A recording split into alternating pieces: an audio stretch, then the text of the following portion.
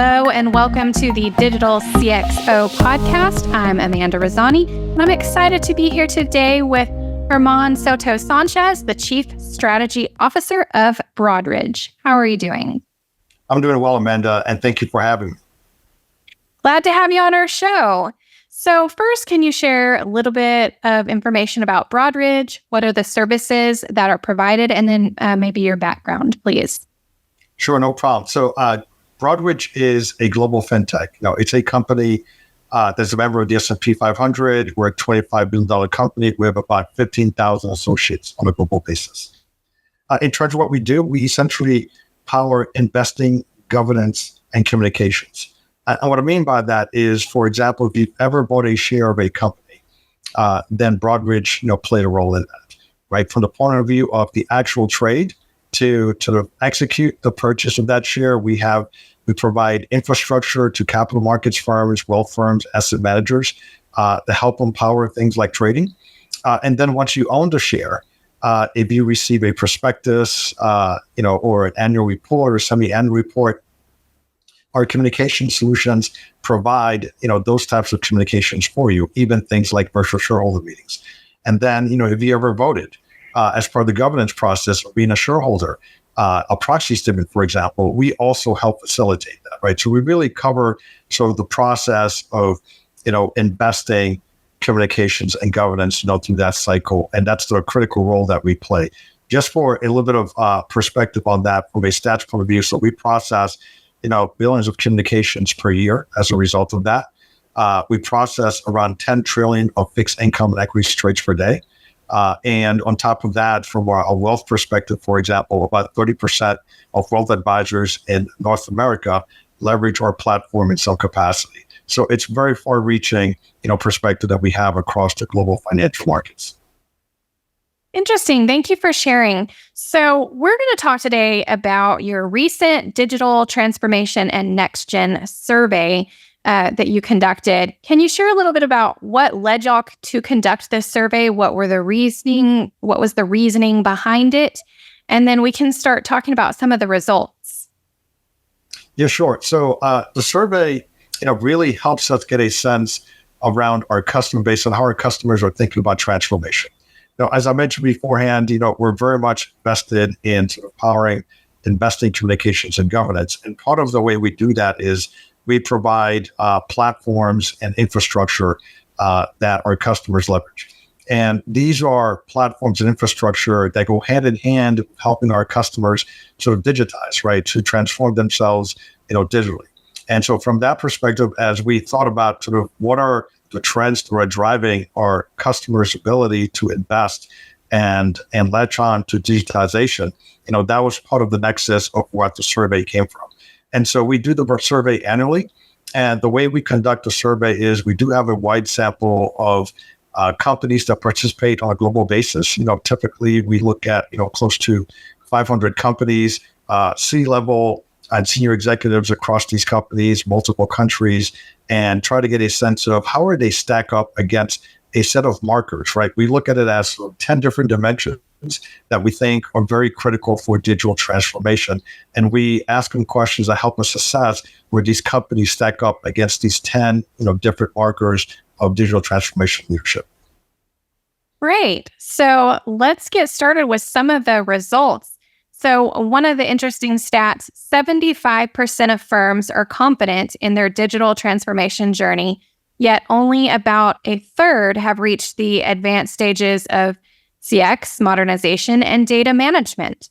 So what are your thoughts on this, and where is the roadblock? Yeah, so, in terms of a lot of companies, as we look at that, what we identified is there's a difference between companies we classify as leaders and companies that we classify as non-leaders, right? And what we've noticed is over time, the leaders are pulling away from the non-leaders. And sort of the stat you just mentioned, for example, when we look at sort of those areas, those are areas that we consider to be foundational areas, right? So I mentioned we look at about 10 different dimensions, 10 different markers. And we look at things like data management, automation, sort of core IT that's modern. Those are foundational elements, especially for digital transformation. And so what we're seeing is sort of companies that are the leaders are investing heavily in that to establish that foundation of which they build upon. And so that's something that we've noticed sort of on a go-forward basis. Obviously, the leaders have invested much more than the non-leaders, and we're seeing that sort of that gap increase slightly over time as well. Mm-hmm. And then our next stat, 70% of leaders indicate that they are prioritizing their AI investments in customer interaction to fuel meaningful customer engagement. So how are they determining the return on investment here? And how are they seeing if it's returning that meaningful customer engagement?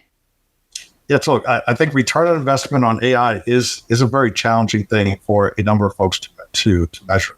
And I do think we were exiting sort of a stage of heavy focused investment on AI and sort of waiting to see. I think now we're entering the stage of, hey, let's see what are the returns on some of these AI investments. When you look at the leaders are definitely sort of big, heavy investors in AI. We've also seen that aside from the leaders, some of the larger companies, right? So some of the larger companies in our sample set are also big investors in AI. And what we're also looking at is where are they investing in as well? And so some of these, heavy investors in AI are very much focused on front office. What does that mean? It means that they're focused on areas that are interacting directly with the customers versus things that represent more back office or middle office type operations. So they're focused on sort of customer interaction activities. They're focused on activities that relate to customer onboarding, for example, or activities around service or sales and marketing. And the reason that really matters is that you can get sort of pretty instantaneous feedback in terms of the impact, that use of AI in these areas is having, whether it's sort of enhanced customer experience or you're generating more sales, more revenue, or more satisfied customers overall. And so we're seeing the investments go in those areas. And I think those are some of the areas where you start to see some of the initial benefits overall. I think as time passes by, you'll see more front office, but you're going to start to see a little bit more in the middle and the back office, right? Those are areas that touch upon things like risk or operations or compliance. And eventually you'll see it in other areas like security or training, et cetera, which will be more sort of around corporate or IT priorities as well. And of course, we're hearing a lot about the AI implementation, but did your survey touch on other technologies that business leaders are trying to harness or implement? Absolutely. And so AI is one. So we also looked at sort of what folks would consider to be next gen technologies, right? And around sort of these next generation technologies, like which are the ones that people are very, very much focused on. So one example I'll highlight in regards to next gen technology is blockchain or distributed ledger. And so there we see sort of a number of folks expressing sort of interest and activity in the area of distributed ledger. And so, that's one of the key sort of areas of emerging technology that comes up. But other areas that have come up as well include folks looking at things like quantum computing, for example, is another area that has come up. I think that one is a little bit further down the road. I think Gen AI is at the top. We're seeing sort of other emerging things such as quantum, then other sort of things on the horizon, such as what we mentioned around, quantum, et cetera, as well. What are some other key takeaways from that survey that you can share? Any other important stats that came from that survey? Yeah, look, I think fundamentally, it's very important to get engaged, right? It's very important to be active.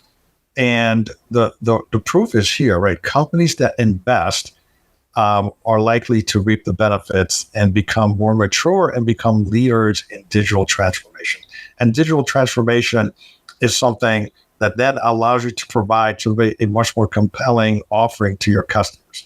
And what I mean by that, look, engaging doesn't just have to be sort of investing sort of huge sums of dollars. And I think that's something that comes out very clear. I think, you have companies that you could not just invest, but you can experiment. And you can experiment. It doesn't have to take a lot to experiment. Some of the companies, for example, in blockchain that have experimented in blockchain, these are companies that essentially started off with something as simple as minting Bitcoin.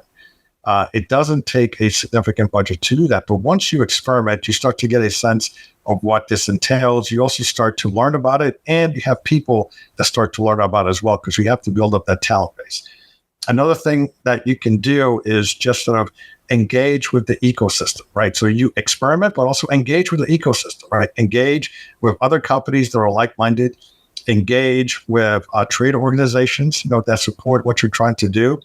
Engage with academics, right? Engage with sort of investment bankers, venture capitalists, other investors, and engage with peers as well, right? There's so many different ways to engage with the ecosystem that provides you with another opportunity to learn and, again, to become engaged overall with the opportunities and with digital transformation. And I think the final area I'll highlight is partner. Right. And so you can always also partner with somebody, partner with an entity or startup, et cetera, to, again, get involved. And so that's one of the things that, it's very clear here is that, there is a widening of the gap between leaders and non-leaders, but you want to get engaged because, once you get engaged, you really start to see the benefits overall. And it doesn't take a huge multi-billion-dollar or multi-million-dollar budget to engage. So what are some of the tips that you have for business leaders when it comes to getting all the staff adopting this technology? And also from an education standpoint, there's a bit of a skills gap sometimes. So what are your tips for providing education to the staff? Yeah, look, I think we think that there are several aspects to this, right? There is a skills gap, and it's critical to close the skills gap. So training, has to be a critical dimension of this. As we think about sort of and that's one of the core dimensions that we highlight when it comes to the 10 dimensions that I mentioned. One of them is around culture. It's around talent, right? It's around the people that you have and the digital skills and the talent that they do have.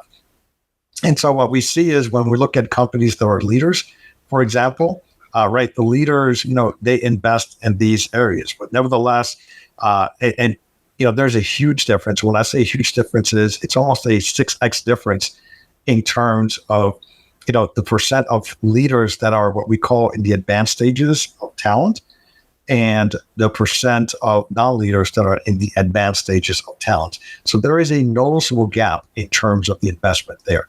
And, what we encourage everyone to do again is it just takes a little start, right? So a number of companies that we have observed is they start training at the top, right? And then so they disseminate from the top to the next layer and the next layer and the next layer, right? And you pick up the evangelists along the way who can then further evangelize some of these emerging technologies and this training to other people, organizations. The reason that really matters is because that also helps you identify use cases, right? And as you identify use cases and those people are evangelizing it, they can then sort of mobilize the more junior ranks, to be active and engaged in that. And so it's very critical. We've seen a number of firms that really pursue that, which is let's make sure we get the buy-in from the top. You have the buy-in at the bottom, and sometimes you have very enthusiastic junior people that are embracing these emerging technologies, that are embracing AI, that are embracing blockchain, that are interested in quantum. But if they're the only ones that are interested, it's not going to be significant traction that you need. So you do have a little bit bottoms up, but you really need some top-down evangelization as well. Awesome. So if there was one final thought that you could leave our audience with today, what would that be? I think it's one of the things that, was very noticeable in terms of our survey is around sort of customer obsession. And what I mean by that is I think in the past, there's always been significant focus on we want to be efficient, we want to be sort of very cost-centric, et cetera. What we're seeing now is in order to better serve your customers, you have to be advanced when it comes to creating sort of a seamless digital experience for your customers, right? Customers are now looking to engage, right? And so how is it that you better engage your customers, right? And that's the next frontier of providing your customers a richer experience. And that's where digital transformation comes in, right? Digital transformation comes in because when you think about what does it take to provide our customers with that next level client experience, oh, wait a second, that's really hard to do unless we transform ourselves because the way we've normally been doing it, it's not going to cut it. And so We don't want it to be lost in all of this, that fundamentally it comes down to the customers and the kind of experience that they want. And a great way to highlight this is, as we all emerge from the pandemic, right? The pandemic let us realize that sort of digital transformation was needed, especially as the channels of interaction were changing. You went from what was sort of a brick and mortar world into a virtual world, different channels of interaction that for companies that were not digitally ready, was very difficult, right? And that's the same thing with digital transformation as a whole. Fundamentally, we're talking about our customers and how do we orient ourselves against sort of these 10 markers of success when it comes to digital transformation to better serve our customers. So let's just not lose sight on customer needs and what our customers want. Yeah, absolutely. And those needs are only increasing in this digital world. They expect a lot more than they used to. Exactly. Yeah. Well, thank you so much for coming on our podcast today and sharing your insights and the results of the survey. And I want to thank our audience also for tuning in. Let us know what interested you the most from this conversation and have a wonderful day. Thanks again.